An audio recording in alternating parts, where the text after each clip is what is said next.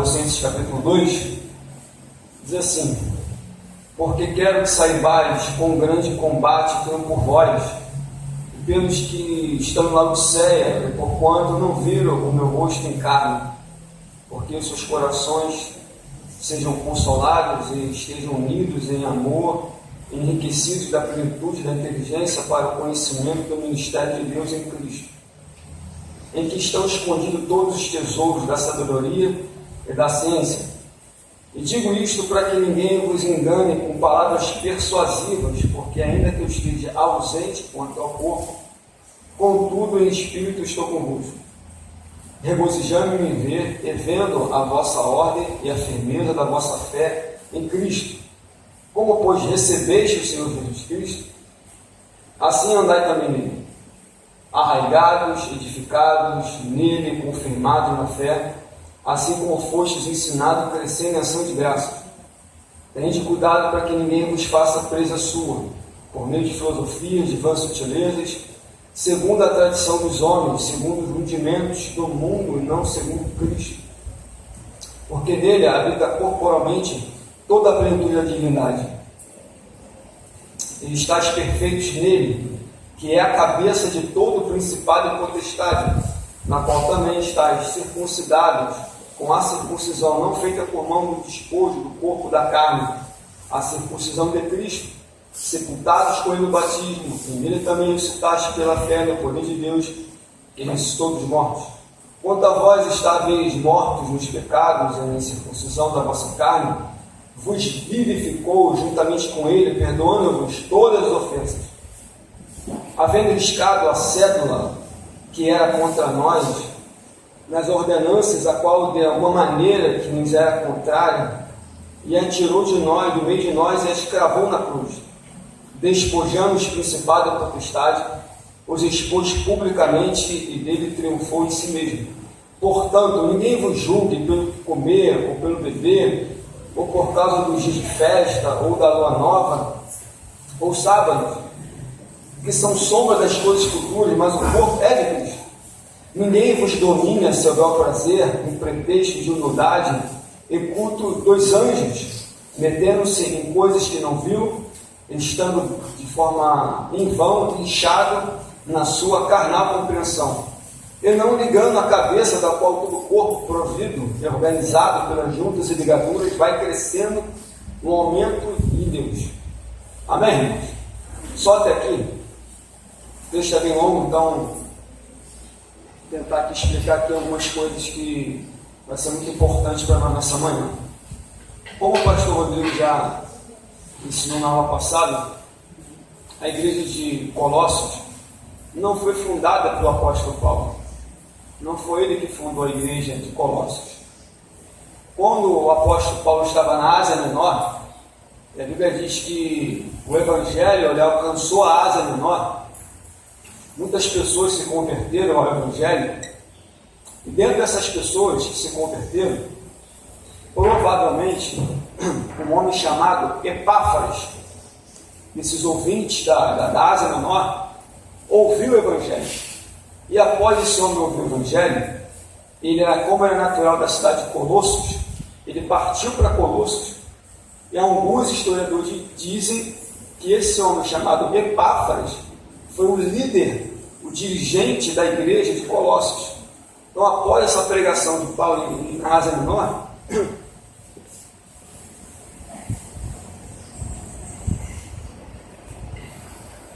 esse homem chamado Epáfras, ele vai até Colossos, que é a sua cidade natal, e ali ele vai pregar o evangelho, aquilo que ele ouviu de Paulo.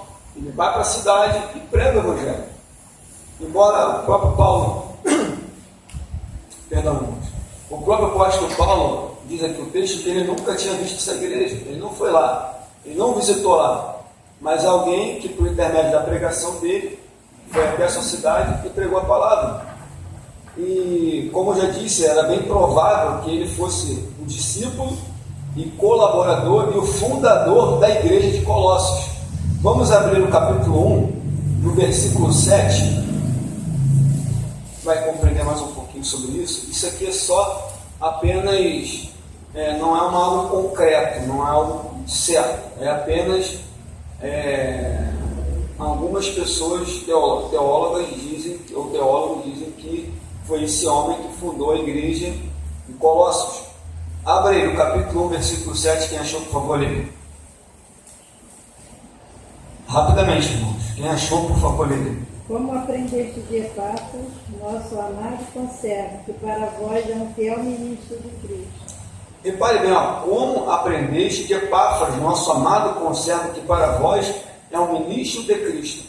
Como essa igreja de Colossos, ou seja, as pessoas que habitavam em Colossos, aprenderam o Evangelho. Como é que elas ouviram o Evangelho? Foi através de Epáfras. Sendo que, para que Paulo escrevesse essa carta aos Colossenses, o que aconteceu? Provavelmente, essa pessoa que fundou esse ministério lá em Colossos, Epáfras, ele foi até ao encontro de Paulo em Roma e foi fazer algumas notificações para Paulo, o que estava acontecendo na igreja, como estavam os irmãos na fé. Então Epáfras ele vai até o encontro de Paulo justamente para relatar tudo o que estava acontecendo dentro da igreja. E provavelmente esse Epáfras aqui, um conservo amado por Paulo, o fiel ministro de Cristo. Então provavelmente foi ele o fundador da igreja de Colossos. No versículo 24, você pode acompanhar do capítulo 1, e diz assim: regozijo-me agora no que padeço por vós, e na minha carne cumpro o resto das aflições de Cristo, pelo seu corpo, que é a sua igreja. E Paulo está dizendo que ele está se alegrando em Deus por padecer pelos colossenses e cumprir as aflições de Cristo, os restantes das aflições de Cristo. Isso não quer dizer que Jesus não está em aflições. Não. Isso quer dizer que Paulo, quando estava em Cristo, fazendo a obra, ele passava por aflições, como qualquer outro soldado do reino de Deus. Então ele estava sofrendo, ele estava passando por aflições, e padecer, sofrer. E Paulo estava padecendo, Paulo estava sofrendo por amor do Evangelho. E você vê no versículo 25, diz assim: a qual estou feito ministro, segundo a dispensação de Deus, que me foi concedida para convosco de cumprir a palavra. Vamos entender aqui. Quando Epáfras ele vai notificar o que está acontecendo com a igreja de Colossos, é porque tinha alguns falsos mestres lá que estavam entrando com outro evangelho. Um evangelho bem diferente do que Epáfras aprendeu com Paulo. E esse tipo de evangelho que os colossenses estavam recebendo era um evangelho misturado. Era um evangelho que misturava gnosticismo, que misturava filosofia, que misturava asceticismo, que misturava judaísmo, que misturava tradições dos homens. Então tudo isso englobado dentro do evangelho. E esses homens diziam que eles eram os portadores do evangelho, que eles tinham o evangelho genuíno. Mas Paulo mostra aqui que ele era o despenseiro de Cristo, que Deus concedeu para ele a oportunidade de ele mesmo ser o pregador, o apóstolo. Então Paulo tinha autoridade para pregar o evangelho, para falar do evangelho genuíno, sendo que esse grupo de pessoas diziam que não, que esse conhecimento dos apóstolos foi dado em parte, não foi completo, e que eles tinham o conhecimento secreto, oculto, que era chamado dos gnósticos. Então esses gnósticos, eles diziam que tinham um conhecimento secreto, oculto, só eles tinham, e não foi dado para os apóstolos. Por isso que Paulo diz: olha, eu fui chamado por Deus, sou um apóstolo, o mistério, aquilo que estava em secreto, Deus revelou por intermédio do Evangelho para os seus santos, para a igreja. Então você pode ver até aqui no versículo 26, diz assim: o mistério que esteve oculto de todos os séculos, de todas as gerações, que agora foi manifesto aos seus santos. Por um lado, aquele grupo dizia: não, nós temos o conhecimento secreto, os gnósticos, nós temos esse conhecimento.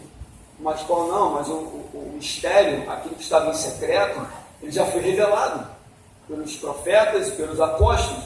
Então não há mais um conhecimento secreto para a gente aprender, não há algo mais de novo, há uma novidade a mais do Evangelho em que se você pode aprender, porque já está tudo escrito aqui. Era isso que ele estava querendo dizer. E Paulo ainda diz assim: anunciamos a todo homem, admoestando, ensinando com sabedoria, para que apresentemos todo homem perfeito em Jesus Cristo. Ou seja, ele ensina, ele apresenta para que todos os homens sejam maduros em Cristo. Amém? Ele diz assim: por isto trabalho, combatendo segundo a sua eficácia que opera em mim. Então, mediante a tudo que estava acontecendo naquela igreja, aqueles falsos ensinos, Paulo estava dizendo: olha, eu combato aquilo que está operando em mim, que a graça de Deus combate de forma eficaz, e vou continuar combatendo contra as falsas heresias e alertando vocês do que está certo e do que está errado. Amém? Leia alguém, por gentileza, o versículo 1 do capítulo 2. Gostaria, pois, que pudessem, com grande luta, vem mantendo por vós, pelos maldicenses, e porquanto não me viram face a face.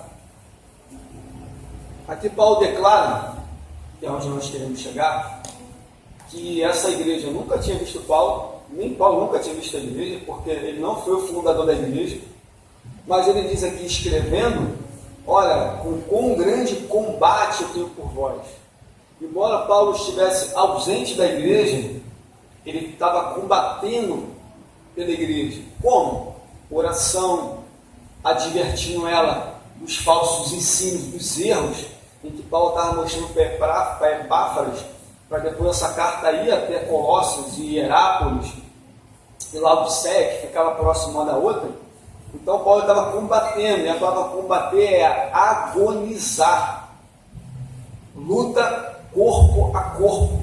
Ou seja, Paulo está mostrando para os colossenses: olha, eu estou combatendo, eu estou lutando por vocês, eu estou em agonia, eu estou lutando, eu estou agonizando, eu estou fazendo uma luta por amor de vocês.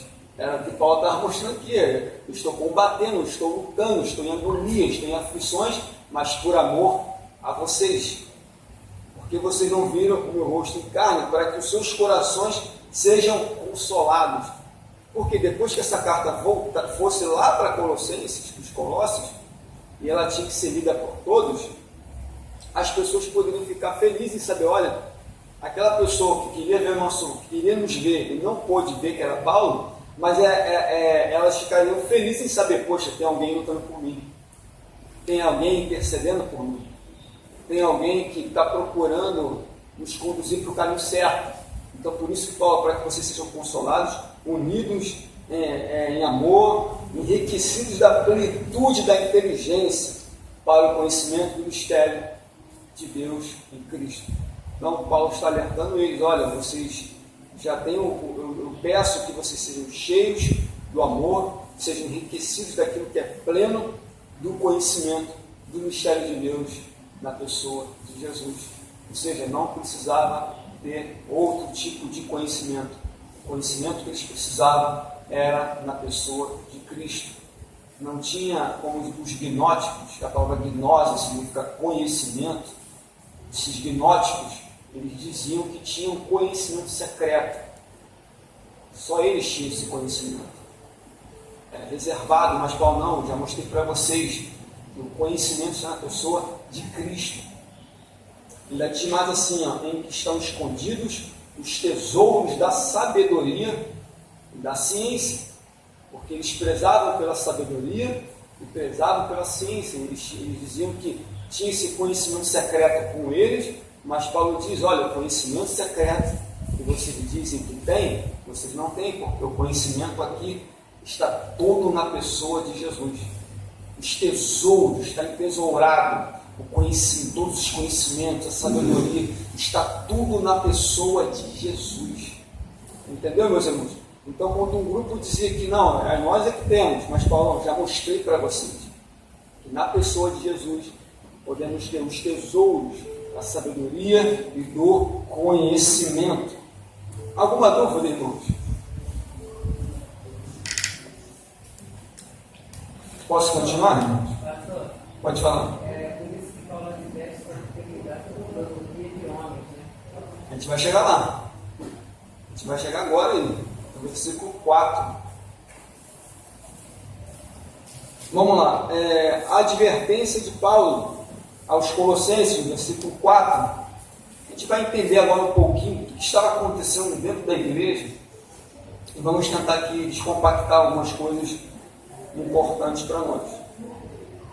Diz assim: e digo isto para que ninguém vos engane com palavras persuasivas. Então esse grupo de pessoas estavam persuadindo a igreja para seguir o que? O gnosticismo, seguir o ascetismo, o judaísmo, a tradição dos homens, o culto aos anjos. Isso tudo eu vou explicar. Mas esse grupo, essas pessoas, elas estavam persuadindo, convencendo aos irmãos em seguir esse tipo de evangelho, essa mistura. Por isso que Paulo diz: ninguém vos engane com palavras persuasivas, palavras de convencimento.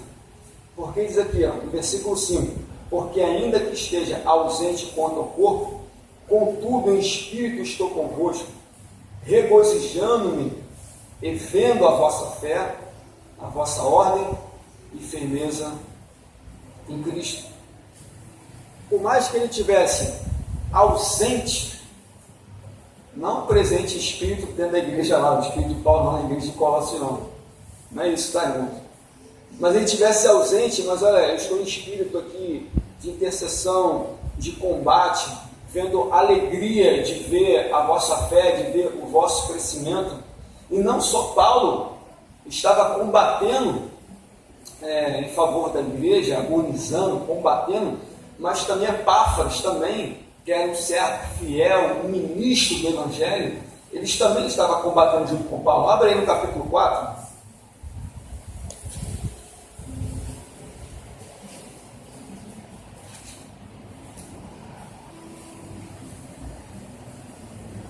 Capítulo 4, versículo 12.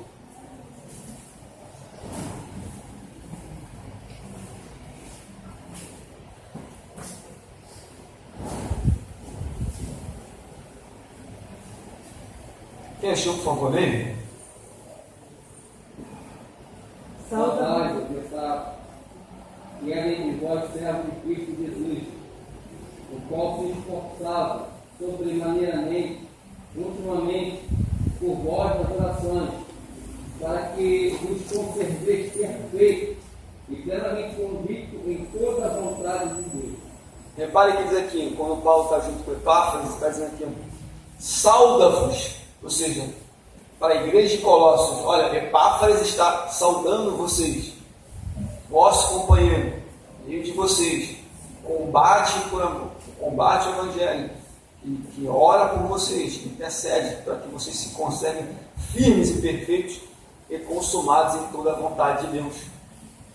Que você vê que Paulo não está sozinho, também Epáfras, que a gente, como já disse, poderia ser um fundador da igreja de Colossos, ele também estava combatendo, ele também estava em oração quando ele foi ao encontro de Paulo em Roma, quando ele estava lá. Então a igreja tinha pessoas que estavam combatendo por ela, intercedendo por ela. Para quê? Para não cair nessas armadilhas de engano de palavras. E repara no versículo 6. Leia alguém, por favor, o versículo 6.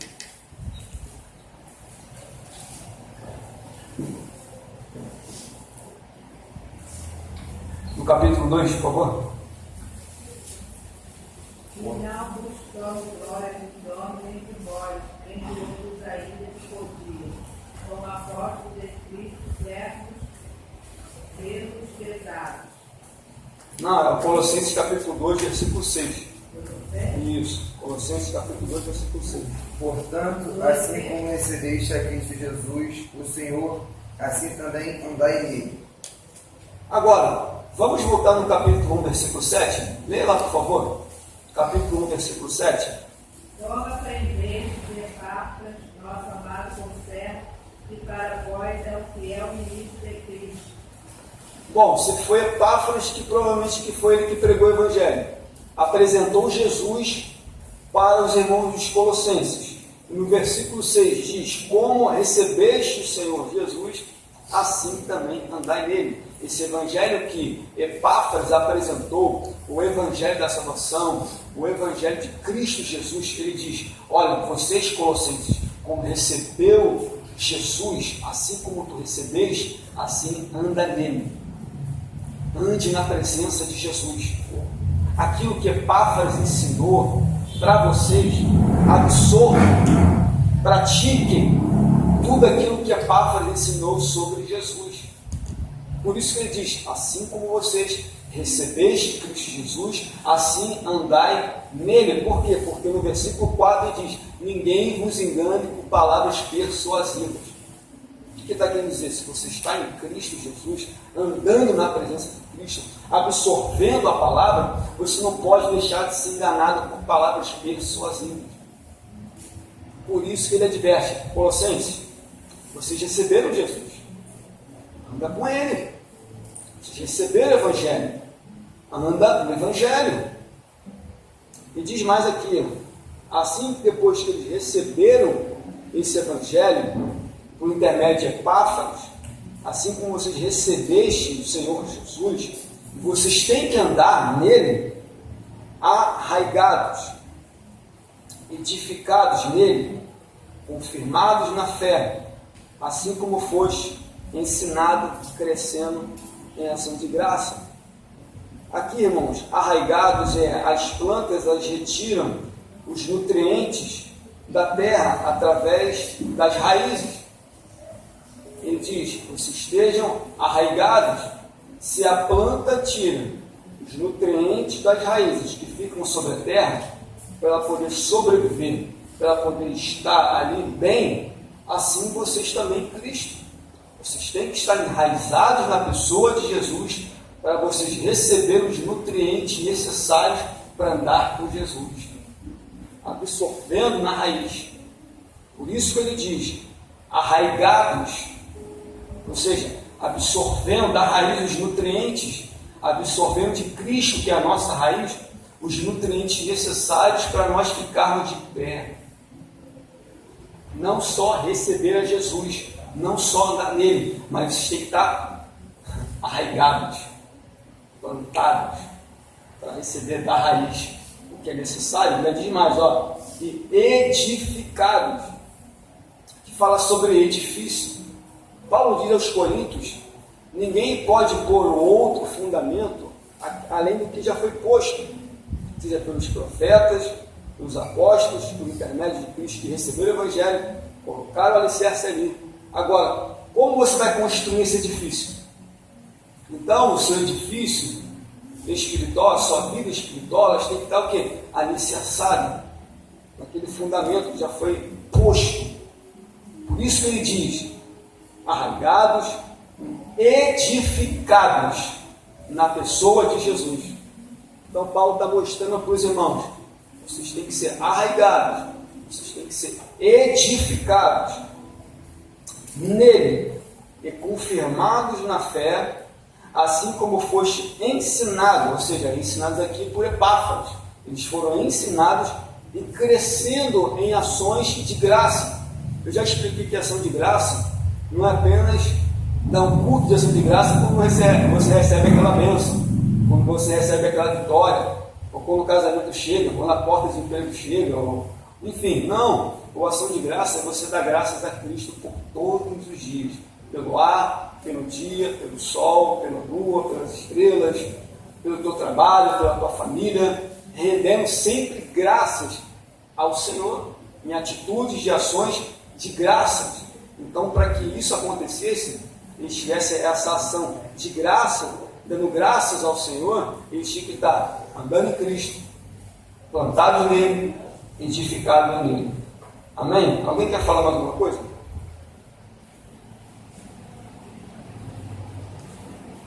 Alguém quer contribuir? Ele fala alguma coisa? Posso continuar, irmãos? Estão conseguindo compreender? Está bem explicado? Amém. Lê alguém, por favor, versículo 8.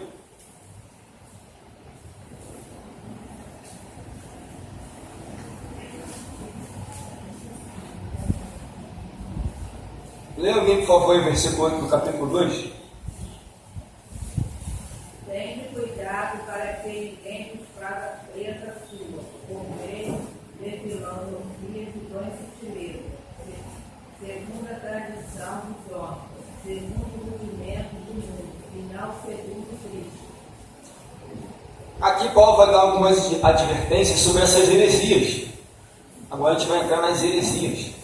Se primeiro ele adverte, primeiro Paulo fala: estou combatendo com vocês, estou orando com vocês, eu mostrei o Evangelho, que na pessoa de Jesus temos todo o conhecimento e toda a sabedoria que necessitamos e que precisamos, e também ele explicou que eles teriam que ficar firmes, arraigados, edificados na pessoa de Jesus.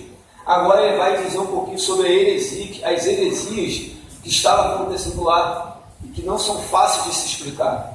Mas a gente vai tentar aqui ver algumas delas e tentar passar para os irmãos. Diz assim: tende cuidado para que ninguém os faça presa. Repare que no versículo 4 diz: tomem cuidado para que ninguém os engane com palavras persuasivas. Agora no versículo 8 ele diz: tende cuidado que ninguém os faça presa. Te prender em um laço, você fica enlaçado. Então ele está advertindo os irmãos o cuidado, além de ficar enganado, podia ficar preso, enredados, enlaçados, como uma caça. Já viu quando alguém vai fazer uma caça e não prepara uma armadilha? E depois que pega lá o animal, enfim, ele não consegue o objetivo dele? Essa aqui esses hereges, é o que estava fazendo com a igreja de Colossos. Por isso que Paulo: cuidado para que ninguém os faça presa, porque a proposta do ensino desse evangelho era muito boa, parecia ser muito legal, era muito atraente para eles.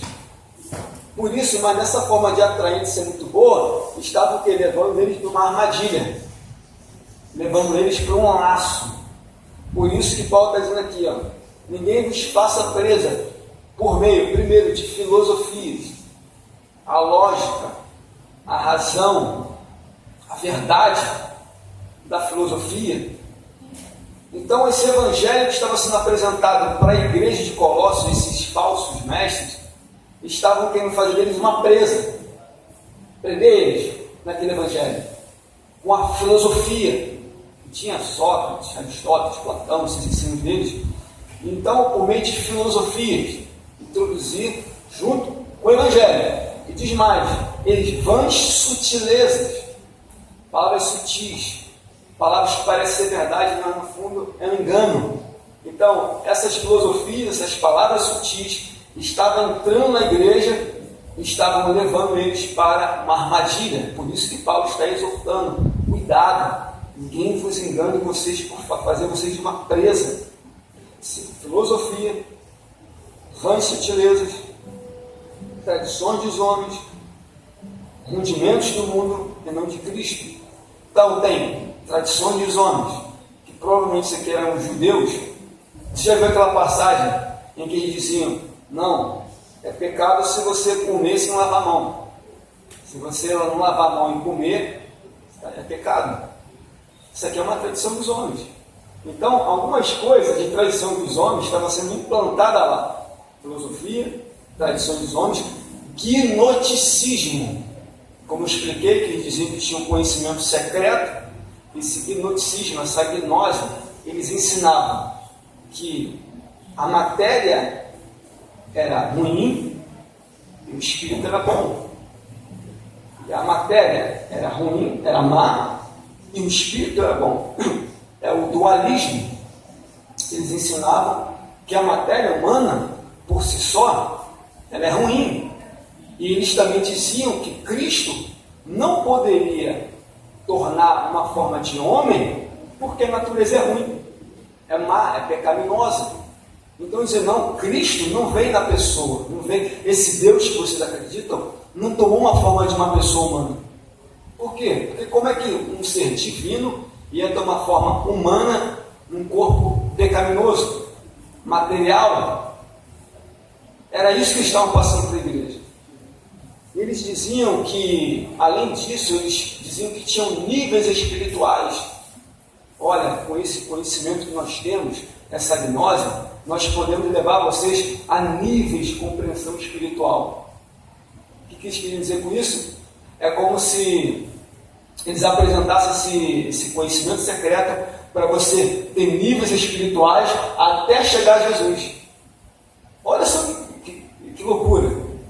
Então esses gnósticos estavam dizendo que Cristo não veio numa pessoa humana, não podia ter uma forma de homem, não podia habitar num corpo que é pecaminoso, que é matéria ruim, mas Paulo diz que na pessoa de Jesus habita toda a plenitude da divindade. Ou seja, toda a plenitude de Deus está habitada na pessoa de Jesus. Ele vai rebater isso. Ainda diz mais que Jesus é a imagem do Deus invisível. Então, quem olhasse para Jesus viu o próprio Deus nele, a imagem do Deus invisível. Mas esses gnósticos estavam dizendo, não, vocês precisam alcançar níveis espirituais. Vocês precisam ascender níveis espirituais até chegar a Jesus. Vocês precisam desse conhecimento secreto até chegar a Cristo. Mas, Paulo, eu já mostrei para vocês que o conhecimento e os tesouros da sabedoria e do conhecimento estão todo na pessoa de Jesus. Vocês não precisam de conhecimento secreto, vocês não precisam elevar níveis espirituais de conhecimento até chegar a Jesus. Olha só o que estava acontecendo com a igreja. E diz mais, no versículo 8, diz assim, segundo os rudimentos do mundo. Eu andei pesquisando sobre isso aqui. Rudimentos do mundo não é as coisas mundanas, tá, gente? Não é o sistema do mundo, não é comércio, mercado, nada disso. Rudimentos do mundo, eles acreditavam aqui que poderiam ser espíritos, anjos, que ocupavam os espaços da atmosfera, dos planetas, das estrelas, enfim. Eles acreditavam que para eles chegar até o conhecimento de Jesus, eles precisavam passar por esses seres espirituais, ascender até chegar à pessoa de Jesus. E que tinham anjos, esses espíritos que habitavam nas partes celestiais, e que para eles chegar até Jesus, tinha que passar por esses anjos. Tinha que apaziguar eles, acalmar eles, até chegar em Jesus. Então você vê como essas religiões aqui, elas estavam tentando fazer deles uma presa. Leia o versículo 9, por favor, alguém, do capítulo 2. Porquanto nele habita corporalmente toda a plenitude da divindade. Então Paulo está dizendo o seguinte, vocês não precisam ascender níveis espirituais, vocês não precisam de conhecimento secreto nenhum. Eu já revelei o mistério. Era secreto, estava oculto, mas agora foi revelado, que é o Evangelho de Cristo Jesus, que é a pessoa de Jesus. Por isso que ele diz, olha, porque nele habita corporalmente toda a plenitude da divindade. Versículo 10 diz assim, ó, estais aperfeiçoados nele. Paulo está dizendo aqui para os irmãos de Colossos, vocês não precisam do gnosticismo para se aperfeiçoar, para ter níveis espirituais, até chegar a Jesus. Vocês não precisam disso. Na pessoa de Jesus, vocês vão se aperfeiçoar. Na pessoa de Cristo, somente em Cristo, você vai se aperfeiçoando a sua vida espiritual. Aqui, versículo de número 10, ainda, ele é o cabeça de todo o principado e potestade. Se os gnósticos diziam, olha, você para chegar a Jesus, você tem que apaziguar, você tem que acalmar os anjos, os espíritos que habitam nos corpos celestes, mas ele está dizendo, olha, Jesus é o cabeça. Se vocês dizem que existem anjos por aí, pelos espaços, e que tem que apaziguar, que tem que passar por eles até chegar a Jesus, ele está dizendo que Jesus é a cabeça deles. Porque principado e potestade pode apontar para anjos, pode apontar para demônios, ou pode apontar para alguma autoridade de algum estado. E ele está dizendo que Jesus é o cabeça deles, porque foi ele que criou. Vocês estão aperfeiçoados na pessoa de Jesus, e ele é o cabeça dos anjos, ele é o cabeça da igreja. Então Paulo está mostrando que Jesus habita corporalmente toda a plenitude de divindade na pessoa dele. Não se engane por vãs sutilezas, não se engane pelos rudimentos que eles estão te ensinando, não se engane por tradições de homens, mas somente em Cristo tem a plenitude, somente em Cristo somos aperfeiçoados e somente em Cristo temos a certeza que Ele é o comandante dos anjos, que Ele é o cabeça, o comandante. Leia, por favor, o versículo 11. Outra heresia que está entrando na igreja de Colossos, estava entrando na igreja, leia, por favor, alguém o versículo 11. No qual também está circuncidado com a circuncisão não feita por mão do último despósito do corpo da carne, a circuncisão de Cristo. Repare bem, outra heresia que estava entrando na igreja era a circuncisão. Na verdade, a circuncisão era um pacto, era uma aliança que começou lá em Abraão, quando Deus falou com Abraão, aquele pacto do prepúcio do órgão masculino ali, tinha que fazer aquele sinal, e ali fazer um pacto com Deus, uma aliança com Deus. E esses judaizantes, aqui, esses falsos mestres, estavam dizendo: olha, para vocês terem a salvação, vocês precisam fazer a circuncisão. Vocês têm que fazer essa prática. Você só pode ter a promessa da salvação se vocês forem circuncidados, que era feito lá ao 8º dia da criança, enfim. Então, para vocês terem a salvação, agora eles estão colocando todos esses elementos que eu estou explicando para os irmãos para ter salvação. E coloca mais: você precisa de ser circuncidado. Mas Paulo diz assim, no qual está circuncidado, não com a circuncisão feita por mão de homens, o despojo, circuncisão. Não, vocês não. Vocês foram circuncidados na pessoa de Jesus. Na pessoa de Cristo, vocês foram circuncidados. Ou seja, o nosso coração, ele foi circuncidado, ele foi transformado na pessoa de Jesus. Assim como eles tinham que andar nele, plantados, arraigados, olha, vocês já estão circuncidados, vocês já foram transformados. Abra aqui, por favor, Romanos.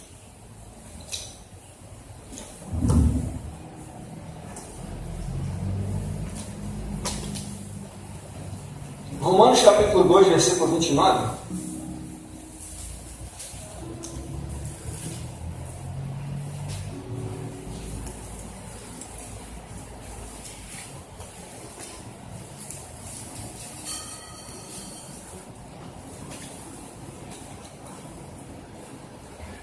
Quem achou, por favor, leia?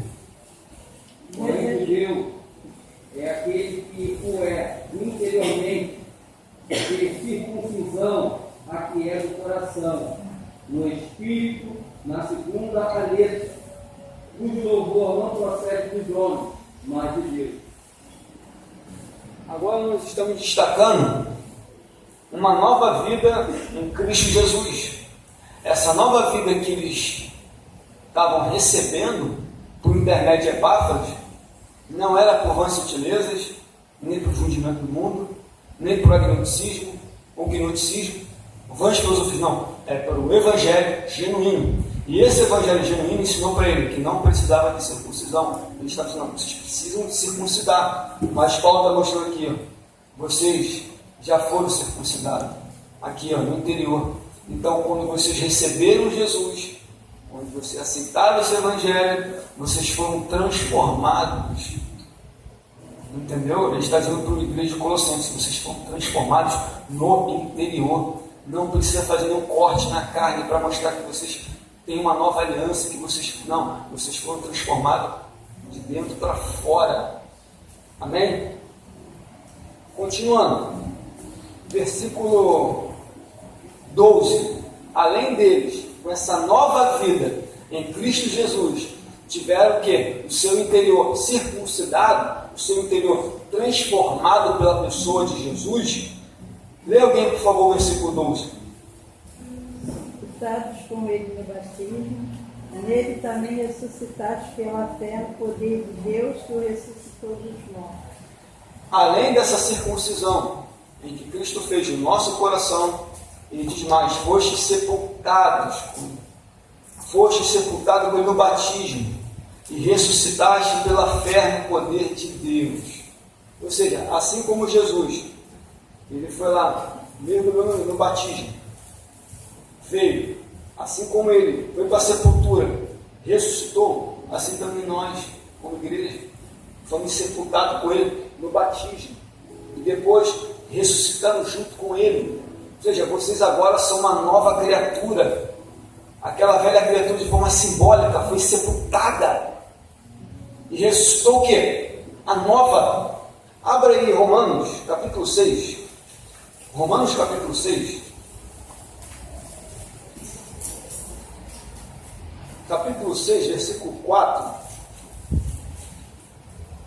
De sorte que fomos sepultados com ele pelo batismo na morte, para que, como Cristo ressuscitou dos mortos, pela glória do Pai, assim andemos nós também em novidade de vida. Olha aí, a mesma coisa aqui, irmãos.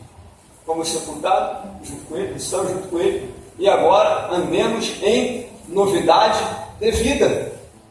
E Paulo está dizendo para eles: vocês já foram circuncidados no interior, já foram sepultados, estando com ele, e agora vocês têm que andar o quê? Em novidade de vida. A velha criatura, as práticas pecaminosas que eles, como gentios, cometiam, acabou. Agora é uma nova criatura, agora você tem que andar em novidade de vida. Paulo diz aqui: está em Cristo Jesus, nova criatura é, e as coisas velhas se passaram, tudo se fez novo. Então, sepulta de forma simbólica a velha criatura e deixa com que o Espírito Santo venha guiar-nos, nos transformarmos no nosso coração e andarmos em novidade de vida. Vamos voltar mais uma vez em Colossenses. Vamos lá voltar em Colossenses agora no versículo 13. Olha essa novidade de vida. Circuncisão no coração, sepultado, estando com Cristo. Agora leia o versículo 13 alguém, por favor. E a vós outros, que estáveis mortos pelas vossas transgressões e pela vossa incircuncisão da vossa carne, não vos deu vida juntamente com ele, perdoando todos os vossos delitos. Repare bem que Paulo está dizendo o seguinte: vocês estavam mortos os pecados na incircuncisão da vossa carne, mas ele vos vivificou. Existe a morte física, existe a morte espiritual, existe a morte eterna. E os pecados, o pecado por si, ele traz a morte espiritual, a morte física e a morte eterna. Mas ele está dizendo para aqueles irmãos dos Colossenses e que antes deles terem Cristo estavam mortos nos delitos e pecados, ou seja, mortos nos seus pecados, não tinham acesso a Deus, não tinham o perdão dos seus pecados. Mas agora ele vos vivificou, deu uma vida espiritual nova na pessoa de Cristo, perdoou os seus pecados, e agora você tem uma novidade de vida, você tem perdão de pecados para não viver naquele estado ou estar mortos dos pecados. Abra Efésios capítulo 2. Efésios capítulo 2.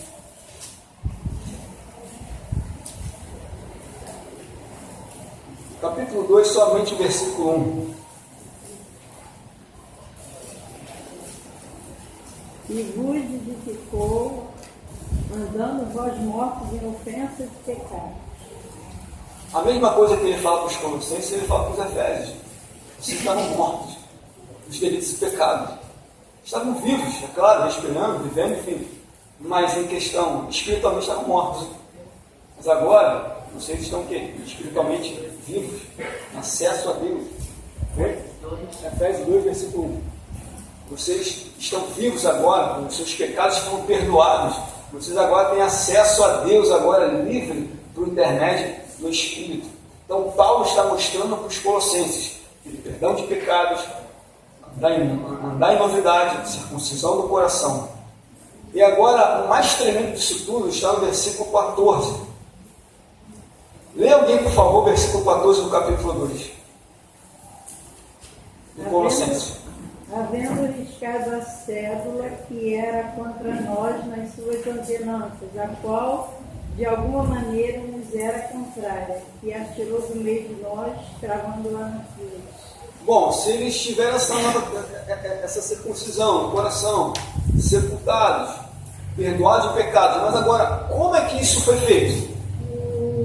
Está aqui no versículo 14: havendo riscado o escrito de dívida, a cédula que era contra nós. Isso aqui está se referindo aos 10 mandamentos. Ou seja, o escrito de dívida que era contra nós, porque os mandamentos era contra nós. Não terás outros deuses, é contra nós. Não idolatrar, é contra nós. Não dirás falso testemunho, é contra nós. Não adulterarás, é contra nós. Então, os 10 mandamentos, tudo contra. Não, honra teu pai e tua mãe, é contra nós. Porque a nossa natureza humana, ela não se inclina para obedecer. E a lei, os mandamentos, não tinha esse poder suficiente para nós obedecermos aos mandamentos, porque a nossa carne estava enferma, diz Paulo. A nossa carne pecaminosa estava enferma, doente. Ela não tinha poder suficiente para obedecer os mandamentos. Por isso que ele diz: o escrito de dívida que era contra nós, os mandamentos que era contra. Advertência: não, mas a nossa natureza humana quebra tudo isso, porque ela não tem poder para obedecer. Nós só temos poder para obedecer a Deus por intermédio do Espírito Santo. Por isso que ele diz: o risco de cédula que era contra nós, nas suas ordenanças, de alguma maneira, versículo 14, era contrário, ou seja, tudo contra. Nada a favor. Tudo contra nós. Tudo apontando para nós os erros que a gente não conseguimos obedecer. Mas o texto diz aqui, a qual nos era contrária. Agora, olha o versículo 14: e tirou do meio de nós. Ou seja, esse escrito de dívida, essas ordenanças que era contra nós, é como se, olha, Deus dissesse assim: vocês me devem uma dívida. Mas como nós não conseguimos pagar essa dívida, o texto diz: tirou do meio de nós. Ou seja, arrancou essa dívida. Esses mandamentos que era contra nós, que a gente não conseguia obedecer, mas ele tirou esse escrito de dívida que era contra nós, ele tirou de nós. Olha o que diz aqui: cravando na cruz. Tirou essa acusação, tirou esse escrito de dívida que nós estávamos devendo a Deus, tirou de nós e cravou na cruz. Está cravado. Romanos capítulo 8: nenhuma condenação há para Cristo em Cristo Jesus, que não da segunda carne, mas segundo o Espírito. Ou seja, a lei agora não pode te apontar para te condenar. Por quê? Porque essa dívida que nós estávamos devendo a Ele foi removida de nós e foi cravada na cruz. Está cravada na cruz. Amém, meus irmãos? Então Paulo está dizendo o seguinte: vocês não precisam seguir a lei de Moisés, as ordenanças de Moisés, para receber essa salvação, já que vocês eram pecadores, já que vocês devia a Deus, mas agora não deve mais, porque ele tirou essa dívida e cravou na cruz. Amém, meus irmãos? Vamos prosseguir? Alguém lê, por favor, o versículo 15? Versículo 15 do capítulo 2. Despojando os principados das potestades publicamente, os expôs ao desprezo, triunfando deles na cruz. Esse despojando o principado e potestade, são 4 versões para isso. Eu não vou falar as 4 porque não vou dar tempo, mas é o seguinte: o que eu entendo, pelo que eu estudei, esses principados, essas potestades, como está lá em Efésios, que existem principados e potestades que atuam nas esferas, nas regiões celestiais.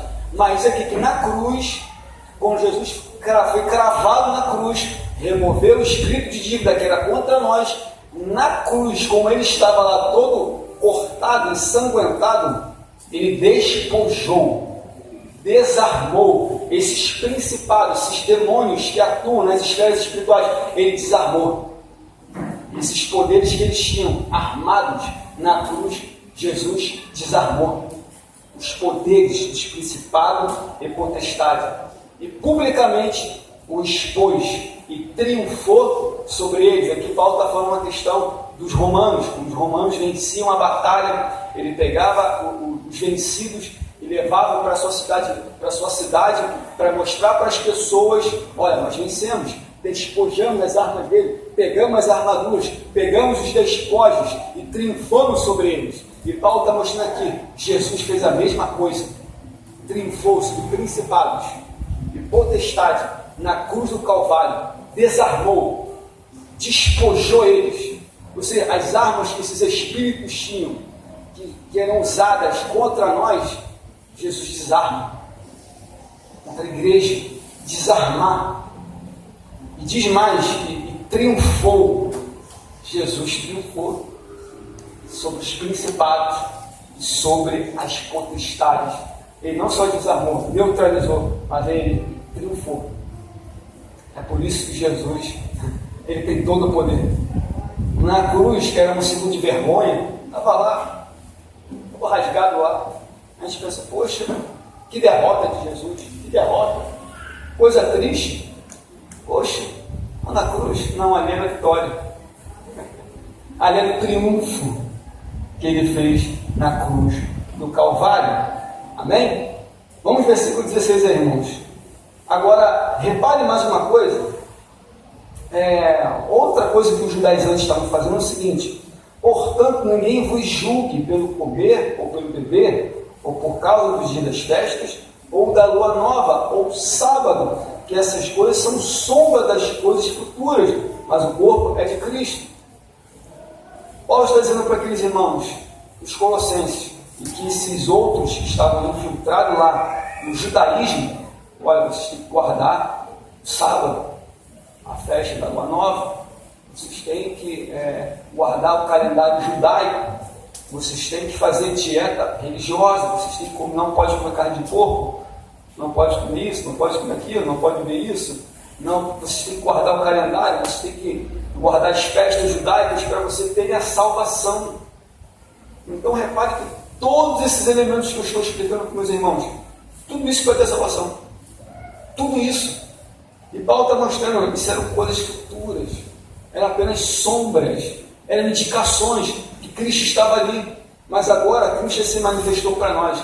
Não precisamos guardar festas de sábado, de lua nova, calendário judaico, dieta religiosa, não precisamos mais, porque tudo foi cumprido em Jesus. Então ele estava fazendo com que a igreja retrocedesse para o judaísmo. Não é isso? O judaísmo. Não acontece hoje também, irmão? As pessoas querem judaizar a igreja, colocar, aí entra um rapaz lá com um chofar, chifre de carneiro, chegou a Arca da Aliança. Isso é judaísmo, já passou. Não precisa mais introduzir esses elementos. Não, nós temos que comemorar a festa do Pentecoste, a festa dos tabernáculos. Isso é para Israel, já foi, é para eles, não é para nós. Ali algumas coisas apontavam para pessoas de Jesus, que eram sombras, mas agora em Jesus ficou tudo mais claro, nítido, completo, foi cumprido. E diz mais, esse aqui era um dos mais perigosos ataques, está no versículo 18, culto aos anjos. Repare bem, ninguém vos domine ao seu bel prazer. Se lá ele diz, ninguém vos engane com palavras persuasivas, ninguém vos faça presa, agora Paulo diz, ninguém vos domine. Presa, engano, domínio. E Paulo está dizendo, ninguém vos domine pelo seu bel prazer. Porque eles queriam que os colossenses ficassem dominados por eles, pelo conhecimento do gnosticismo, do asceticismo, do judaísmo, e aquelas pessoas ficavam impressionadas, agora está dominado. Era isso que eles queriam, dominar a igreja. E Paulo está dizendo, ninguém vos domine ao seu bel prazer, com o pretexto de humildade. Chegava lá, não, nós somos humildes, nós somos simples, né? A gente tem a circuncisão, tem o guarda-festa, aquela aparência de devoção. Mas aquela aparência de devoção era querendo dominar a igreja. Naquela sutileza. Não, nós somos pessoas pacatas. A gente só veio aqui colaborar com a obra. Só veio ajudar, mas estavam colocando um monte de heresia na igreja. Estavam colocando um monte de heresia na igreja. E diz assim, ao seu bel prazer, o culto dos anjos. Irmãos, nós cremos nos anjos. Cremos que os anjos são espíritos ministradores daqueles que herdarão a salvação. Os anjos, eles trabalham para Deus, é um exército de Deus. Mas jamais podemos tirar o foco da pessoa de Jesus e colocar culto a anjos. Você pode ver, se Deus quiser te mostrar ver anjo, pode. Pode aparecer que alguém vê? Pode. Na rua? Pode, não tem problema. O problema da igreja aqui é que elas estavam cultuando. Eles estavam ensinando a cultuar a anjos, esses seres espirituais. Olha, cultua aos seres celestiais, cultua os anjos. Com toda a humildade e simplicidade que eles estavam fazendo, vamos cultuar. Para que Jesus? Para que Cristo? Nós podemos cultuar anjos aqui, eles são seres celestiais, são seres santos também. A gente pode também cultuar Deus e colocar os anjos como intermediadores entre os homens e Jesus. Bota os anjos ali, vamos adorar os anjos, vamos cultuar aos anjos. Mas quando você vem em Apocalipse, quando João queria se dobrar diante do anjo, o anjo fala, não, adore só a Deus. Em passagem lá no Apocalipse, que João queria se prostrar diante do anjo, porque ele viu tanta glória, tanta coisas boas, que ele olhou para o anjo, foi se encurvar, não, faz isso não. Adora a Deus. Então essa igreja estava ali conduzindo, esses heréticos estavam conduzindo a igreja a cultuar aos anjos, diz assim, remetendo-se em coisas que não viu. Não estavam vendo nada, não tinha anjo nenhum, vai dizer que tinha.